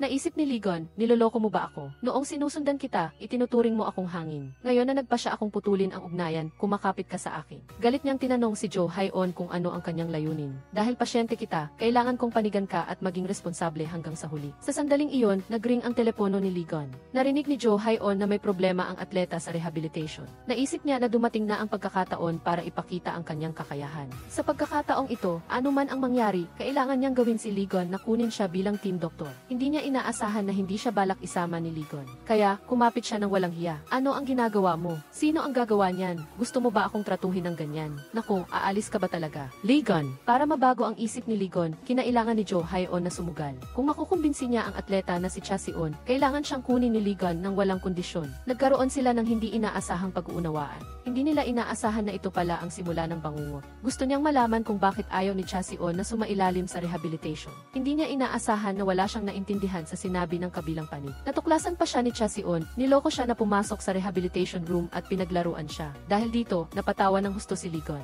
Balak ni Ligon na ipasoli sa guard ang bagahe ni Jo Hae-on. Ngunit nalaman niya na hindi pa nakakabalik si Jo Hae-on. Tinawagan niya si Jo Hae-on, ngunit patay ang telepono nito. Sa daan pa uwi, nakilala ni Jo Hae-on si Sa-ayan. Nang makita siyang mukhang malungkot, tinuruan siya ni Sa-ayan na uminom ng alak para makalimutan ang problema. Ngunit mabilis na nagsisi si Sa-ayan. Ang fluffy, ang cute, arf-arf. Sa kanyang pagkalasing, napagkamala ni Jo Hae-on na masamang tao ang pinadala ng tatay ni Sa-ayan para kunin siya. Agad na tumakbo si Ben para maging bayani at iligtas ang dilag. Sa sandaling aatake na ang tao, mabilis siyang pinabagsak ni Sa-ayan sa pamamagitan ng shoulder throw na nagpagising kay Jo Hae-on. Sinubukan ni Jo Hae-on na pumasok sa kumpanya sa pamamagitan ng main entrance, ngunit nakilala siya ng guard sa ibaba. Napagtanto niya na hindi siya makakapasok ng madali tulad ng kagabi. Agad na naisip ni Sa-ayan na dalhin siya sa pamamagitan ng basement parking lot. Ang resulta, nakita ni Jo Hae-on na walang sasakyan sa parking space ni Ligon. Akala niya ay hindi pa ito nakakauwi, kaya naghintay siya doon. Dahil dito, nabaliw si Sa-ayan, pinayuhan siyang umuwi muna at matulog. Sa isang paglipat ng eksena, nagtataka si Jo Hae-on kung sino ang mabait na naglatag ng kumot para sa kanya at hinila niya si Sa-ayan sa isang tabi. Pagkatapos, naganap ang isang nakakatawang eksena. Ang dalawa ay naglatag ng kumot at natulog sa parking lot. Kinabukasan, nang magising sila, naging maganda silang tanawin sa basement parking lot. Sinubukan ni Sa-ayan na gisingin si Jo Hae-on ng ilang beses, ngunit walang reaksyon. Kaya, nauna siyang bumangon para bumili ng hangover drink. Nakatanggap si Ligon ng balita na darating ang mga investor sa kumpanya para talakayin ang kooperasyon, kaya dali-dali siyang bumaba sa basement para salubungin sila. Nang makita niya si Jo Hae-on na mahimbing na natutulog sa parking space, ginamit niya ang kanyang paa para gisingin siya. Nang magising si Jo Hae-on, nakita niya agad si Ligon at sinumbatan siya kung bakit siya basta-basta na lang pumapasok sa kwarto ng ibang tao. Pagkatapos, sinabi ni Ligon, "Bakit ka natutulog sa parking space ng iba?" na nagpagising sa kanya. Nang makitang malapit na ang mga investors, sinabihan ni Ligon si Jo Hae-on na linisin agad ang parking space dahil kailangan niyang salubungin ang isang mahalagang bisita. Ito rin ang nagbigay kay Jo Hae-on ng pagkakataon na humingi ng room card. Nang makita niya na hindi siya pinapansin ni Ligon, nagpumilit siyang sumama kay Ligon para salubungin ang bisita kahit amoy alak siya. Sa huli, nagtagumpay siya at napilitan si Ligon na ibigay sa kanya ang room card ng kumpanya. Umuwi si Jo Hae-on at Sa-ayan nang magkasama, ngunit nang makarating sila sa gate, huminto si Sa-ayan at sinara ito. "Mauna ka na, mukhang determinado ka talagang masuntok. Nagkakamali ka ba?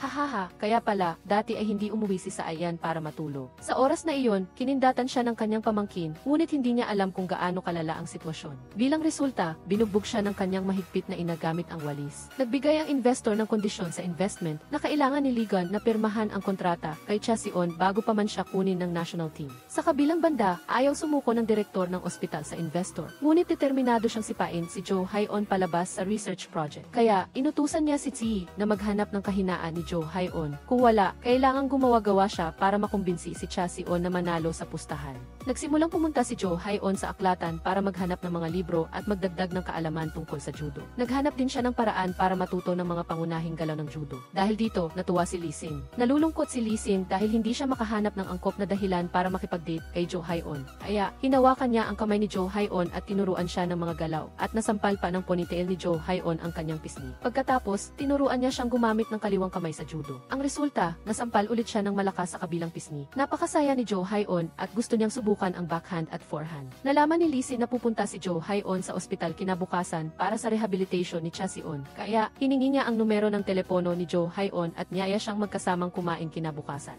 Hindi alam ng dalawa na may sumusunod sa kanila. Bumili si Ligon ng phone charger para kay Jo Hae-on at nakasalubong niya ito pauwi. Dalawang tao, mataas ang pride at nagmamadali pa, mahina rin ang uminom. Habang nagrereklamo, balak pa rin niyang habulin si Jo Hae-on nang makita niya ang isang misteryosong tao na sumusunod dito. Pagkatapos maglakad ng sandali, napansin ni Jo Hae-on na may mali. Balak niyang kunin ang kanyang telepono para humingi ng tulong, ngunit naalala niyang lowbat ito. Kaya, tumakbo siya ng mabilis. Balak siyang habulin ng misteryosong tao, ngunit nahuli siya ni Ligon at sinipa. Nang tanggalin ni Ligon ang maskara, natuklasan niya na si Si ang sumusunod kay Jo Hae-on. Lumalabas na matagal nang hinahanap ni Si ang kahinaan ni Jo Hae-on. Noong araw na iyon, aksidente siyang nakarinig ng balita na si Ligon ang lalaki. Narinig niya mula kay Minjung na noong araw na iyon, dinurog niya ang laboratory mouse. Sa oras na iyon, si Jo Hae-on at Ligon ay estranghero pa. Bakit pagkatapos ng operasyon, naging first love siya ni Ligon? Kaya, nagpanggap si Si na humingi ng tawad kay Jo Hae-on dahil sa panluloko. Pagkatapos, gusto niyang alamin kung bakit naging first love siya ni Ligon. Buti na lang at hindi siya pinansin ni Ligon. Akmang papasok na si Jo Hae-on sa kanyang silid nang marinig niyang may nag-doorbell sa labas. Akala niya ay si Ligon ang dumating, ngunit nang buksan niya ang pinto, nakita niyang si Lee Sin pala ang dumating.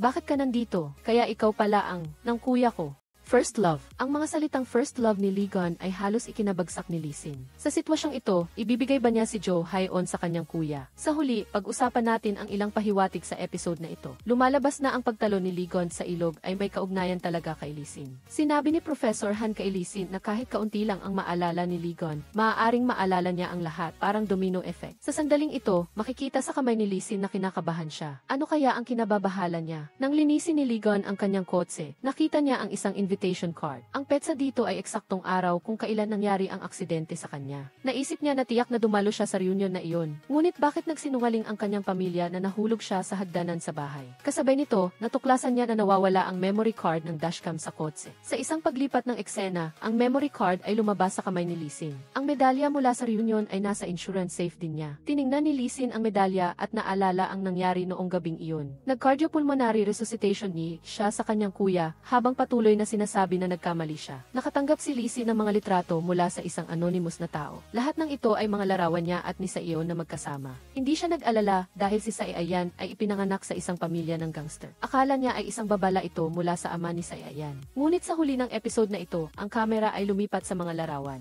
May isang larawan kung saan may humahawak sa kwelyo ni Ligon. Nagtatanong ito, bakit galit na galit si Lee Sin na itulak ang kanyang kuya sa Han River? Kusang ibinigay ng nakababatang kapatid ang babaeng mahal niya sa kanyang kuya. Nagpanggap pa siyang unang beses pa lang niyang nakita si Jo Hae-on. Ngunit nang makita niya ang kanilang pagiging malapit, halata pa rin ang kalungkutan sa kanyang mukha. Sinubukan niyang magmukhang hindi apektado at naghanap ng dahilan para umalis. Gabi na at kararating lang ni Lee Sin sa bahay. Naaamoy na ng kanyang ina ang amoy ng alak sa kanya. Sinabi ng tatay na normal lang sa isang binata ang uminom ng kaunting alak. Ngunit si Jason ay galit na galit. Sinumbatan niya na kung ganoon ang gusto niyang buhay, wag na siyang maging atleta. Ang bawat salita niya ay nagiging mas masakit. Lumuhod si Lee Sin sa sahig at sinubukang suyuin ang kanyang ina na may mukhang api. Queen Mother, nagkasala ang inyong lingkod. Nakakatakot magkaroon ng ina na may ganoong malakas na pagnanais na kontrolin ang lahat. Bigla kong naawa sa dalawang magkapatid. Ang kuya ay maaari pang ilabas ang kanyang pagkadismaya. Ngunit si Lee Sin ay kailangang tiisin ang lahat dahil sa kanyang pagkatao na gustong pasayahin ang iba. Paglabas ni Ligon sa banyo, nagulat siya. Dahil siya lang naman ang nasa kumpanya, hindi niya inisip na may iba pang tao, kaya nagtungo siya sa refrigerator. Ang resulta, nakita niya na si Jo Hae-on na umalis kasama si Lee Sin ay bumalik. Natakot siya at nagmadaling magtago sa likod ng refrigerator. Nang hindi nakatingin si Jo Hae-on, lumipat siya. Kumuha siya ng apron na hindi niya alam kung saan nanggaling at ginamit niya ito para takpan ang kanyang sarili. Ngunit naabutan siya ni Jo Hae-on. Akala niya ay naglilinis si Ligon, kaya tumayo siya para tumulong. Dahil dito, natakot si Ligon. Tinali niya ang apron sa kanyang baywang at nagsimulang makipag-usap ng baliw. Matagumpay siyang nagtago sa likod ng haligi. Nang muling lumingon si Jo Hae-on, ang apron ay naging isang fashion vest. Sa sandaling ito, nakita ni Jo Hae-on ang isang bagong charger sa harap ng TV sa sala. Nagtaka siya kung binili ba iyon ni Ligon para sa kanya. Agad na gumapang si Ligon na parang sundalo, nagmamadaling pumasok sa kanyang silid-tulugan. Nang tumakbo si Jo Hae-on para tanungin siya, mabilis siyang nakasuot ng pajama. Mariin niyang itinanggi na siya ang bumili ng charger. May pagmamataas pa siyang sinabi na kung mapapatunayan ni Jo Hae-on na siya ang bumili ng charger, kukunin niya ito agad para magtrabaho.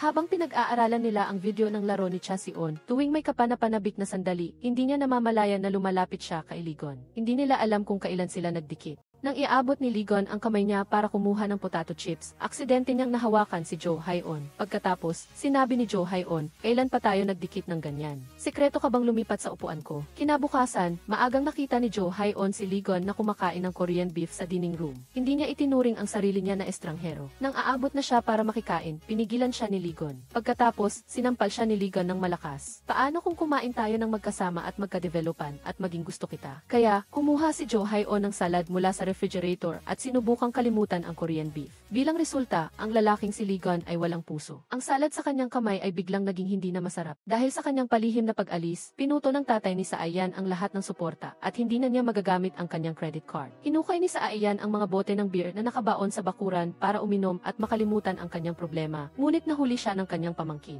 Nakita ng pamangkin ang kanyang katatagan at binigyan siya ng piggy bank na puno ng mga barya. Sinabi niya na dapat magtulungan ang pamilya sa panahon ng kahirapan. Balak ni Saayan na bumalik sa kanyang bayan para hanapin ang kanyang first love gamit ang pera ng kanyang pamangkin, ngunit ang kanyang kalooban ay lubhang naguguluhan. Sa sandaling ito, nakita niya si Lee Sin na hindi kalayuan at may naisip siyang ideya. Para makita si Jo Hae-on, nagsinungaling si Lee Sin sa kanyang ina na nag-ensayo siya. Agad niyang binaba ang tawag at sinubukang paalisin si Saayan sa kotse. Ano man ang mangyari, walang magandang nangyayari kapag kasama niya ang babaeng ito. Ang resulta, ginamit ni Saayan ang kasinungalingan na sinabi niya para blackmailin siya. Si Lee Sin ay ganap na nakontrol at napilitang maging driver. Sa daan papunta sa kanilang bayan, nalungkot si Lee Sin para sa kanyang minamahal na kotse. Pagdating nila, malinaw na ipinakita ni Saayan ang kanyang kakayahan sa paggawa ng puting trabaho. Siya ang gumawa ng lahat ng mabuting bagay, habang si Lee Sin ang kailangang magdusa sa lahat ng paghihirap. Naging abala si Saayan sa paghahanap sa kanyang first love, habang tinutulungan naman siya ni Lee Sin na magbuhat ng sako at magsimulang magtanim sa gitna ng bukid. Haha, sa buong buhay ni Lee Sin, hindi pa siya kailanman naging ganoon ka-speechless. Aksidente siyang nadapa at nahulog ang kanyang sapatos. Galit na galit siya na gusto niyang bisitahin ang buong pamilya ni Saayan. Zion Saayan. Nang makita ni Lee Sin ang malungkot na itsura ni Saayan, biglang nawala ang kanyang galit at nagsimula siyang mag-isip ng paraan para mapasaya si Saayan. Hindi niya inaasahan na mas lalo itong magagalit. Naisip ni Lee Sin na kung magpapatuloy ito, tiyak na mamamatay siya. Kaya, sadyang nilock niya ang pinto ng kotse at sinabihan si Saayan na maglakad na lang pauwi. Si Cha Si-on ay nasa pila para sa konsultasyon sa ospital. Tinulungan siya ni Jo Hae-on na makapasok sa Seiylen dahil sa kanyang mga koneksyon sa loob. Akala niya ay mag-iiba ang tingin ni Cha Si-on sa kanya, ngunit mas lalo lang siyang kinamuhian nito. Sinabi ni Cha Si-on na halatang hindi interesado si Jo Hae-on kay Ligon at nagpapanggap lang siya na mabait dito, na talagang mayabang. Nakatanggap si Jo Hae-on ng tawag mula kay Saayan at nalaman niyang mag-isa ito sa probinsya. Nagdesisyon siyang pumunta doon para sunduin siya, kaya sinabihan niya si Ligon na ibaba siya sa bus stop. Dahil dito, nagtaka si Ligon kung sino ang taong iyon na sa isang tawag lang ay mapapunta siya sa napakalayong lugar. Kaya, nagdesisyon siyang sumama para malaman kung sino ito. Nang makarating sila sa isang liblib na lugar, bigla siyang huminto at sinabihan siyang ipikit ang mga mata niya. Binuksan niya ang trunk ng kotse na parang may kinukuha. Sumilip si Jo Hae-on sa rearview mirror at nakita niya si Ligon na may dalang pala. Akala niya ay papatayin siya ni Ligon, kaya natakot siya at hindi niya alam kung ano ang gagawin. Ang resulta, umiling lang si Ligon. Sinasabihan siya na gusto lang niyang ilibing ang hayop na nasagasaan ng kotse na hindi kalayuan. Nang matapos nilang ilibing ito, nakatanggap si Jo Hae-on ng tawag mula kay Saayan. Sinabi nitong nakakita siya ng kakilala at pabalik na siya sa Seoul, na halos ikinamatay ni Jo Hae-on sa galit. Sa daan, ikinuwento ni Saayan kay Lee Sin ang kanyang paghahanap sa kanyang first love at ikinuwento rin ni Jo Hae-on kay Ligon ang tungkol sa kanyang tatay. Lumalabas na ang tatay ni Jo Hae-on ay isang tao na mas pinapahalagahan ang kanyang mga pasyente kaysa sa kanyang pamilya, ngunit siya naman ay namatay sa kamay ng isang pasyente. Kaya, nanumpa si Jo Hae-on na hindi siya magiging katulad ng kanyang tatay at dapat siyang magpanatili ng distansya at hangganan sa kanyang mga pasyente. Ngunit noong umagang iyon, habang nag-i-examine siya ng pasyente, nakita niya ang sarili niya sa salamin ng pasyente na parang sinasabi, ayaw kong makinig, bilisan mo na at umalis ka na. Gaano ka pa katagal magsasalita? Anyway, sigurado namang hindi ka gagaling, kaya umalis ka na pagkatapos mong magsalita. Ngunit itinuring ng pasyente siyang pag-asa. Malinaw na hindi siya masaya at walang naintindihan, ngunit nagpapanggap lang siyang nakikinig sa pasyente. Kaya, nagbigay si Ligon ng kanyang opinyon, ang pagiging nasa tabi lang ay isa ng pag-aliw. Nang sumali si Cha Si-on sa tryouts para sa national team, hinimatay siya sa lugar dahil sa matinding pressure. Sa daan papunta sa ospital, napansin ni Jo Hae-on na nagpapanggap lang siya. Inutusan niya itong magising na wala ng tao sa paligid. Kaya, hindi na nagpanggap si Cha Si-on at ipinaliwanag na nahihilo siya nang lumabas siya kanina. Napansin ni Jo Hae-on kung ano ang problema at sinabihan siyang huwag pilitin ang sarili. Ngunit naisip ni Cha Si-on na kung gagawin niya iyon, madidismayan niya ang lahat ng umaasa sa kanya at kung hindi siya magpapakita ng maganda, walang mag-aalok sa kanya ng kontrata. Nandito naman ako, bata. Sa pag-ali ng dalawa, muling sumigla si Cha Si-on. Nagtaka si Jo Hae-on kung bakit buong gabi siyang nag-analisa ng data, ngunit hindi niya ito sinabi kay Cha Si-on bago ang laban. Ang dahilan kung bakit hindi ito sinabi ni Ligon ay dahil alam na niya Sa kasalukuyan, hindi talaga makakasali si Chasion sa pambansang koponan. Bukod pa rito, handa na siya sa isa pang opsyon na tumulong kay Chasion na makahanap ng isang mas angkop na kasama sa doubles. Nakahanap si Ligon ng solusyon sa problema sa koponan na itinakda ng chairman. Iyon ay ang hilingin na magpare si Lee Sin at Chasion upang magkasama sa kompetisyon. Natagpuan niya ang resibo ng charger sa bulsa ni Ligon. Hindi pa siya nakakapagtingin ng mabuti ay inagaw na ito sa kanya. Sa resibo na ito, napilitan si Ligon na upahan siya bilang doktor ng koponan. Sa makatuwid, walang pag-aalinlangan niyang itinulak si Ligon sa damuhan at ang kapaligiran ay biglang naging kaakit-akit. Sa sandaling iyon, tumunog ang telepono ni Ligon at matagumpay na nakapasa si Chasion sa pagsubok. Bukod pa rito, hindi na niya kinasusuklaman si Zoyon. Mayabang na sinabi ni Ligon kay Chasion na siya ang mag-imbita sa kanya. Sa halip, ibinalik ni Chasion ang problema sa kanya. Sa kabilang banda, nagtataka si Gokbong kung bakit nanumpa si Lee Sin na hindi maglalaro sa doubles. Bakit bigla siyang nagbago ng isip? May kahulugang sinabi ni Lee Sin, dahil iyon lang ang magagawa ko para sa kanya. Hindi mahulaan ni Gokbong na ang taong tinutukoy ni Lee Sin ay si Zoyon. Sa sandaling iyon, nakita ni Lee Sin si Zoyon na kasama ang kanyang kapatid na lalaki, hindi kalayuan. Medyo nadismaya siya. Si Zoyon ay nakasunod sa kanya, gusto niyang malaman kung nakapasa siya sa pagsubok. Sinabi ni Ligon na umuwi siya kasama niya at sinabi na bukas ay magiging abala sila sa trabaho. Ito ay nagpasaya kay Zoyon. Tinignan ni Gokbong ang masayang mukha ni Ligon. Masaya siya dahil sa wakas ay nakaahon na ang kanyang matalik na kaibigan mula sa anino ng nakaraan. Gayunpaman, nang sabihin ni Lee Sin na si Zoyon ang unang pag-ibig ng kanyang kapatid, hindi na makangiti si Gokbong. Noong gabi, hindi dumating ang interpreter para kay Chasion na magaling sa Italian. Ngunit gaganapin na ang unang pagkikita sa coach na nagpaalala kay Gokbong. Pagkarinig ni Zoyon, agad siyang naisip si Saian. Masaya si Saian dahil sa pagkakataong kumita ng pera. Ipinart ni Ligon ang kanyang kotse sa parking lot kung saan ginanap ang dating reunion. Biglang sumakit ang kanyang ulo. Pagkatapos, patuloy na lumalabas sa kanyang isipan ang mga eksena mula sa reunion noong araw na iyon.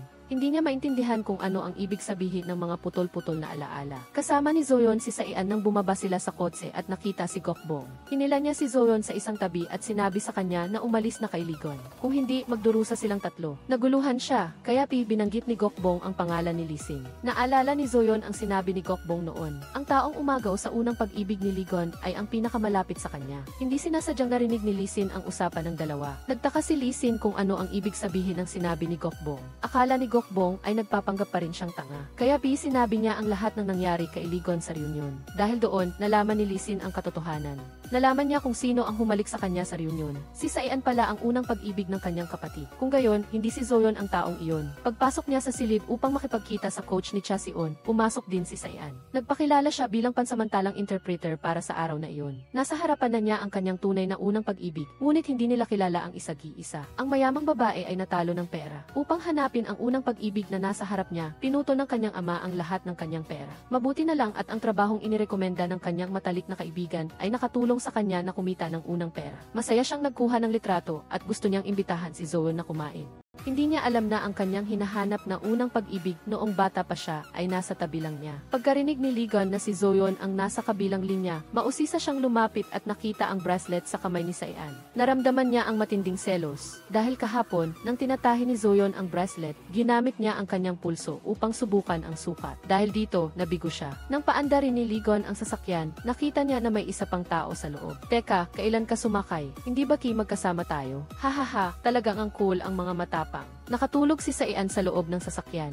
Nagtataka si Ligon kung paano sisimulan ang pag-usap. Nagulat siya at hindi sinasadyang na ipadala ang mensahe. Nang makita ni Zoyon na galing sa kanya ang mensahe, naisip niya na sa wakas ay naisip na rin siya ng lalaking ito. Sa pagkakataong ito, tinulungan niya siyang makahanap ng interpreter. Siguradong magpapasalamat siya sa akin, diba? Sa huli, nang mabasa niya ang mensahe, nagalit si Zoyon. Nakatulog na ang interpreter, pumunta kagi ihatid siya pabalik. Hindi makapaniwala si Ligon kung paano siya nakatulog ng mahimbing sa kotse ng ibang tao. Hindi nakapagtataka na may nag-aalala sa kanya at kailangan pang umuwi upang sunduin siya. Humikab si Saian at mausisa siyang nagtanong kay Ligon kung paano niya nalaman na nakatira siya doon. Ang bracelet na iyon, hindi pumayag si Ligon na umalis siya ng ganoon. Wala pa rin siyang nakikitang tao na gusto niyang makita. Sinabi niya kay Saian na tawagan si Zoyon upang sunduin siya. Ngunit naisip ni Saian na nag-aalala siya na mag-isa siyang maglakad sa gabi. Isang napakainit na lalaki. Ang isang napakainit na lalaki ay nagpasaya kay Ligon. Lalo siyang tumingin kay Saian, lalo siyang naging pamilyar sa kanya. Pakiramdam pakiramdam niya ay nakita na niya si Ligon sa isang lugar, ngunit agad niya itong itinanggi. Nang makita niya si Zoyon, masayang bumaba si Saian sa kotse. Sa sandaling iyon, tumawag si Lee Sin na wala sa pulong. Agad na pinaandar ni Ligon ang kotse na gustong tanungin siya. Hindi niya napansin si Zoyon sa tabi niya. Sinadya ni Zoyon na banggitin ang pulong. Gusto niyang magpasalamat si Ligon sa kanya. Ngunit hindi siya pinansin ni Ligon. Nang lumingon siya, nagreklamo si Zoyon kay Saian na si Ligon ang pinakawalang galang na lalaki na nakilala niya. Ngunit may ibang pananaw si Saian. Sinabi niya na bagaman medyo mayabang si Ligon, siya ay isang mainit na lalaki. Si Ligon ay galit, ngunit hindi niya mapigilan ang pagmamakaawa at pagkukunwari ni Lee Sin, kaya di pansamantala siyang nagpatawad. Tinanong ni Lee Sin kung gusto pa rin ng kanyang kapatid si Zoyon. Dahil dito, nawalan agad ng pagtitimpi si Ligon. Bakit may balahibo ng aso? Bakit hinayaan mong matulog ang aso sa kama? Napanaginipan ni Ligon ang eksena noong araw na itinulak siya ni Zoyon sa damuhan at ginawa niya itong isang madugong drama. Sa panaginip, si Zoyon ay mainit at nakangiti, aktibong lumapit at akmang hahalikan siya. Samantala, ang asong si Coca ay walang kamalay-malay na nakahiga sa tabi ng kama at ang kanyang unang halik ay inagaw ni Ligon. Nagising si Ligon, gulat na bumangon mula sa kama ni Lee Sin. Sa sandaling ito, siguradong naiisip ni Lee Sin na talagang masama siya at kahit ang aso ay hindi niya pinatawad. Hahaha, nagalit si Ligon kay Coca. Sa unang araw ng trabaho, si Zoyon ay nakasuot ng damit tulad ng isang prinsesa. Pinapaalalahanan siya ni Professor Han na huwag magkaroon ng damdamin sa pasyente. Kaya, nagpasya siyang magpalit ng ibang damit. Huminto si Ligon sa isang tindahan ng bulaklak, bumili ng isang sariwang baukwet at plinano itong ibigay kay Zoyon. Pagpasok pa lang niya sa opisina, nakita niya na naglagay si Zoyon ng password lock sa pinto ng kwarto. Sa galit, itinapon niya ang baukwet sa sofa. Sa sandaling iyon, kinuha ni Zoyon ang isang maliit na notebook at gusto niyang magsulat siya ng diary ng kanyang nararamdaman na sinasabing ito ay para sa medikal na konsultasyon. Dahil dito, mabilis na natapos ni Ligon ang pagsulat sa loob lamang ng 2 o 3 paghampas ng panulat. Nang kinuha niya ang notebook, nagtaka siya kung bakit siya mabilis na nagsulat at natuklasan niya na ang pahina ay mayroon lamang isang galit na emoji. Sa ulat ng pasyente na isinumite ni Zoyon kay Professor Han, itinuro niya na si Ligon ay isang taong puno ng pagmamalaki at may nakakainis na pagmamahal sa sarili. Pagkatapos, hinubad niya ang kanyang panlabas na damit, ipinapakita ang kanyang bagong bili na damit. Nagtaka si Professor Han at tinanong siya kung sasali ba siya sa GT competition. Ang pagiging kakaiba ni Zoyon ay nag-udyok kay Professor na paalalahanan siya muli. Kung may kakaibang damdamin na magaganap sa pagitan mo at ng pasyente, hindi pa niya natatapos ang kanyang sinasabi nang putulin siya ni Zoyon. Pagkatapos, pinapaalalahanan niya siya na kailangan niyang paghiwalayin ang trabaho at personal na buhay. Bilang resulta, nang makita ni Professor Han ang nurse na may dalang kahon, ginawa niya ang kabaliktaran. Sinundan ni Professor Han ang pag-alis ng head nurse na may mapagmahal na tingin. Ginisa siya ni Zoyon na tinanong kung hindi niya pinaghihiwalay ang trabaho at personal na buhay. Gusto ba niya ang head nurse? Siya ay isang single mom, pagod na sa pagpapalaki ng mga bata at kailangan pang magtrabaho ng husto. Bilang isang single man na may maraming lakas, normal lang na tulungan ko siyang magbuhat. Sa kanilang pag-uusap, nalaman ni Zoyon ang isang nakakagulat na bagay. Ito pala ay hindi ang unang beses na nagsusulat si Ligon ng mood diary. Pinagawa na ito ni Professor Han kay Ligon 0 taon na ang nakalipas. Nakita ni Jason ang kanyang mga kaklase nang dalhin niya si Lee Sin para sa isang health check-up. Humanga ang lahat dahil sa pagkakaroon niya ng isang mahusay na anak tulad ni Lee Sin na nagpa-feel sa kanya ng proud. Nagpatuloy sila sa pag-uusap at unti-unting lumipat ang usapan kay Ligon. Sinabi ng lahat na mas maganda kung si Ligon, ang kanyang panganay na anak, ay mas matino at nagtaka sila kung bakit hindi na siya naglalasing sa bahay tulad ng dati. Paglabas ni Zoyon sa opisina, hinila siya ni Jason sa tabi para iligtas ang kanyang dangal. Insinuan niya sa kanyang mga kaklase na si Zoyon ang girlfriend ni Ligon. Nang makita ni Zoyon ang eksenang ito, naramdaman niya na kahit tumalon siya sa Yellow River, hindi niya malilinis ang sitwasyon. Ngunit si Lee Sin ay sumingit na nagpakomplikado pa sa sitwasyon. Nagulat din si Professor Han. Nagtaka ang mga kaklase at nagtanong kung dapat bang tawagin ni Lee Sin si Zoyon na ate niya. Hindi bagi mas angkop na siya ang kasama mo kaysa sa kuya mo? Nagmakaawa si Zoyon kay Lee Sin na hanapin ang mood diary ni Ligon dahil kung mahahanap ito ni Ligon, maaaring maalala niya ang nakaraan pagkakita niya sa nilalaman nito. Nagsimulang magtaka si Ligon tungkol sa mga piraso ng alaala sa kanyang isipan.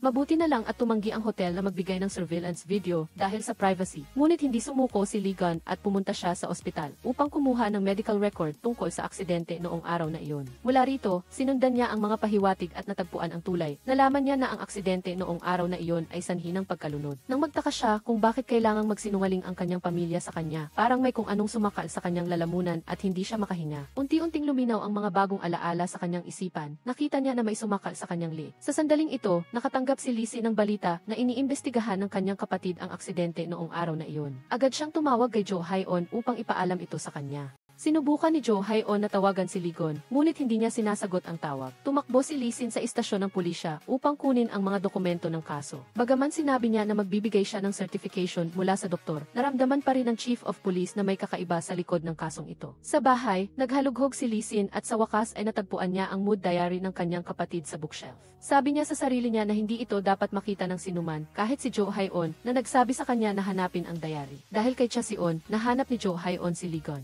Nagkasundo sila sa pag-order ng pagkain upang hindi sila magkamali. Nang dinala ni Jo Hae-on ang kanyang bagahe sa opisina, tumanggi siyang tulungan siya ni Lee-gon. Dahil dito, hindi siya naintindihan ng security guard sa ibaba at hindi niya alam na naglalandian na pala sila. Mabait na tinulungan ni Lee-gon na ayusin ang kama, ngunit pinagalitan siya ni Jo Hae-on na nakikialam siya. Dahil dito, hindi naging masaya si Lee-gon, kaya habang sinasabit ni Jo Hae-on ang kurtina at aksidenteng nahulog, binuhat siya ni Lee-gon na parang isang prinsesa at pagkatapos ay binitawan niya ang kanyang kamay at ibinagsak siya sa kama. Dapat linisin ang lahat, maging ang kwarto o ang mga damdamin. Nang malaman ni Jo Hae-on na darating ang mga magulang ni Lee-gon, natakot siya at tumakas patungo sa balkonahe. Ngunit hindi niya inaasahan na pagkapasok pa lang ng ina, naramdaman niya ang init at pumunta siya sa balkonahe. Mabilis na hinarangan ni Lee-gon ang kanyang ina, sinabi na magpahinga na lang siya at haharapin niya ang bagay na ito ng mag-isa. Na-depress si Jo Hae-on nang malaman niya na ang layunin ni Jae-sun sa pagdating ay turuan ang kanyang anak na manligaw. At ang target ay siya, nang makita niya ang tiyak at mabilis na pagtanggi ni Lee-gon na sinasabing wala siyang nararamdaman para sa kanya, agad na nagpakita si Jo Hae-on ng hindi pag-aproba. Ngunit hindi niya inaasahan na makita siya ni Koka at kahit napaalisin niya ito, hindi ito sumasagot. Pagkatapos, napansin ni Jae-sun ang isang bagay na kakaiba at agad na tumakbo si Lee-gon at niyakap si Koka at hinalikan pa ito sa harap ng kanyang ama na nagulat sa kanya. Naramdaman ni Jo Hae-on na dumating na ang kanyang pagkakataon. Tahimik siyang pumasok sa sala, nagtago sa likod ng sofa, at mabilis na tumakas sa kwarto ni Lee-gon nang hindi nakakakuha ng anumang atensyon.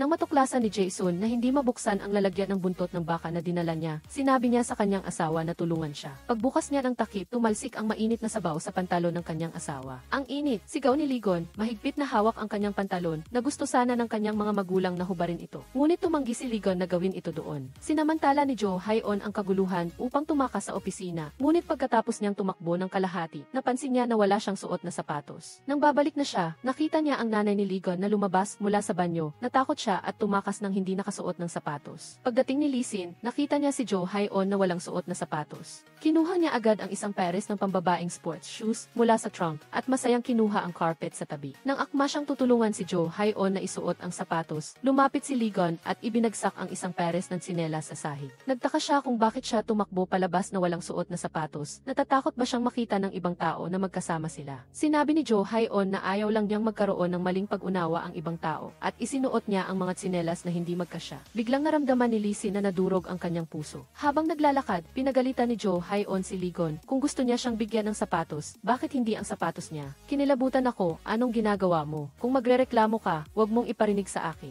Ang eksenang ito ay parang matalas na espada na tumusok sa puso ni Lee-sin. Ngunit ang mas malupit pa ay ang magpasalamat siya sa pagpapahiram niya ng sapatos. Nang yakapin ni Lee-gon si Jo Hae-on sa pagpasok nila sa gusali, muling pinuri ng security guard ang kanilang couple. Nalunod pa rin si Lee-sin sa nakaraang eksena. Bigla siyang tumayo at pinunit niya ang renewal contract sa harap ni Junman. Pagkatapos niyang mag-iwan ng paumanhin, tumakbo siya patungo sa opisina ng kanyang kapatid. Sa pagkakataong ito, ayaw na niyang sumuko ng kusa. Nagalit si Junman at nagdabog siya nang itinapon niya ang litrato sa lamesa. Pagkatapos ay natagpuan niya ang litrato ni Lee-sin na nakahawak sa kwelyo ni Lee-gon. Pagpindot ni Lee-sin sa doorbell, hinila siya ni Junman sa isang tabi. Narinig ni Lee-gon ang ingay at lumabas sa pinto. Nakita niya si Junman na hawak ang kwelyo ni Lee-sin, pinipilit siyang pumirma sa kontrata, at binanggit din niya ang insidente na nahulog siya sa ilog. Nang makita ito, sinabi ni Jo Hae-on kay Lee-gon na makipag-usap sa kanya at sinabi niya na ipapaliwanag niya ang lahat. Lalo lang itong nagpalungkot kay Lee-gon. Hindi niya inaasahan na si Jo Hae-on ay kasali rin sa panloloko sa kanya. Bigla na lang, sumakit ang kanyang ulo. Pagbukas niya ng pinto, wala na ang dalawa sa labas. Sa elevator, ginamit ni Junman ang litrato para manakot. Sinabi niya na sa wakas ay naintindihan na niya kung bakit niya itinago ang aksidente ng kanyang kapatid. Ipinakita niya ang litrato kay Lee-sin. Tinanong niya kung naaalala pa niya ang nangyari noong araw na iyon nang makita ang litrato. Magulo ang mga alaala sa isipan ng dalawang magkapatid. Walang nakakaalam kung may mahalagang bagay na naaalala si Lee-gon.